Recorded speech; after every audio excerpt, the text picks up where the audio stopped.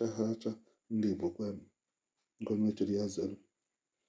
A ga-erukwara mgbe anyị nwa bụ ndị African Igbo Proverbs jee wetara unu ilu Igbo, nkọwa ya na mpụtara ya.